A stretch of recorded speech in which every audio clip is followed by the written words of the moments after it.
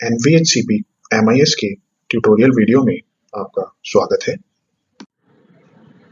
इस वीडियो में आपको ये बताया जाएगा कि हेपेटाइटिस बी या सी के नेगेटिव पेशेंट्स की एक्सेल फॉर्मेट में कैसे एंट्री की जा सकती है। एक्सेल शीट ओपन करने पर आप रिक्वायर्ड फील्ड्स देख सकते हैं। हर शीट में पहले रो में एक डमी एंट्री की गई है आपकी सहायता के लिए।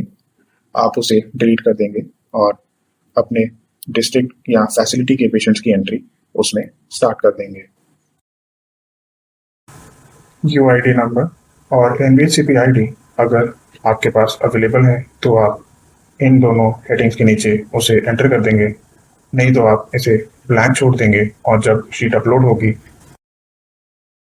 और एनवीएचसीपी आईडी सीरीज में अपडेट हो जाएगी।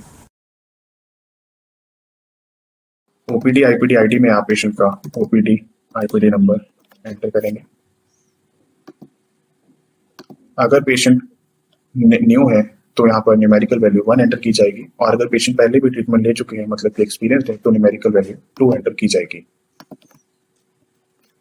यहाँ पर पेशेंट का नाम एंटर किया जाएगा।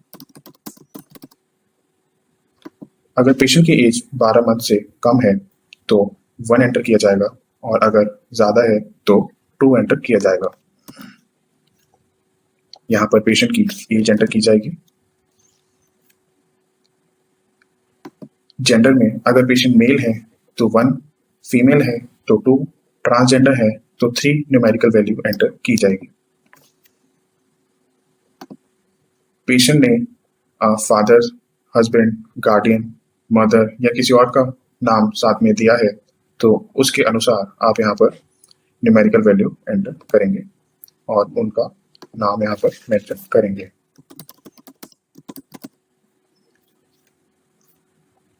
ध्यान रखें, पेशेंट के नेम और फादर नेम में कोई भी स्पेशल कैरेक्टर या नंबर को यूज नहीं किया जा सकता।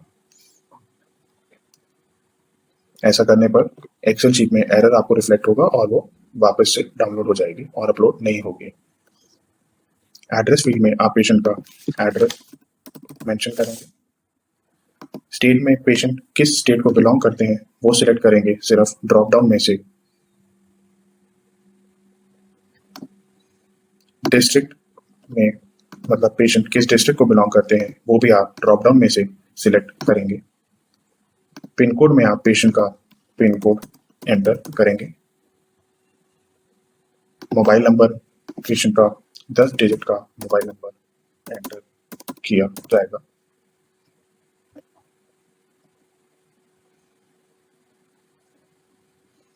कंसेंट फॉर रिसीविंग कम्युनिकेशन में अगर पेशेंट ने आपको कंसेंट दी है कि उनको दोबारा संपर्क किया जा सकता है तो यस मतलब आप न्यूमेरिकल वैल्यू 1 एंटर करेंगे, अन्यथा यहाँ पर 2 एंटर करेंगे। सोर्स ऑफ पेशेंट में पेशेंट अगर जनरल पेशेंट है, डायलिसिस पेशेंट है, ब्लड बैंक से रेफर हुए हैं, हाई रिस्क ग्रुप को बिलोंग करते हैं, एएनसी हैं या प्रिजनर हैं, उसके अनुसार यहाँ पर दी गई न्यूमेरिकल वैल्यूज को एंटर किया जाएगा।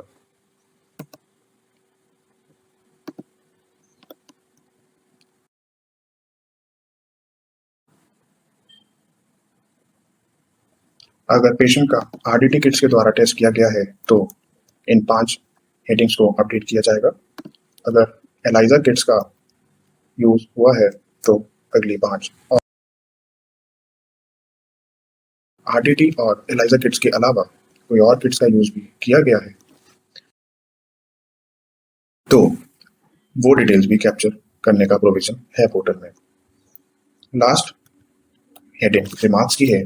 जब आप एक्सेल शीट को अपलोड करते हैं और अगर किसी वजह से वो शीट अपलोड नहीं होती तो वो वजह यहाँ पर उस यूआईडी के अगेंस्ट लिखी आ जाती है और उसे करेक्ट करके दोबारा अपलोड किया जा सकता है।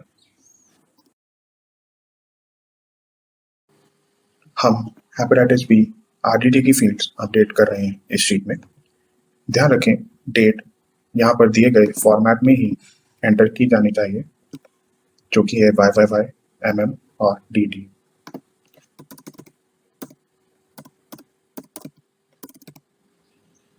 क्योंकि सिर्फ नेगेटिव पेशेंट्स का डेटा अपलोड किया जा सकता है तो नेगेटिव के लिए यहाँ पर 2 एंटर किया जाएगा।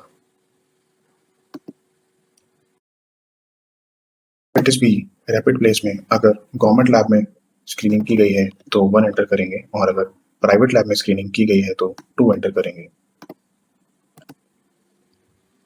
फैसिलिटी स्पेसिफिक लैब नेम में आप वो कोड एंटर करेंगे जो कि डाउनलोड अपलोड वाली स्क्रीन पर पोर्टल पर दिखाई दे रहे थे। जैसा कि आप यहाँ पे देख पा रहे हैं, हमारी कंसर्न फैसिलिटी के अकॉर्डिंगली जो यहाँ पर कोड दिया गया है, हम उसे पोर्टल से कॉपी करके एक्सेल शीट के इस सेल में पेस्ट करेंगे। इसके साथ ही हमारी एक्सेल शीट कंप्लीट हो जाती है। हम पहले से दी गई डमी एंट्री को डिलीट कर देंगे और सेव करके शीट को क्लोज कर देंगे। धन्यवाद।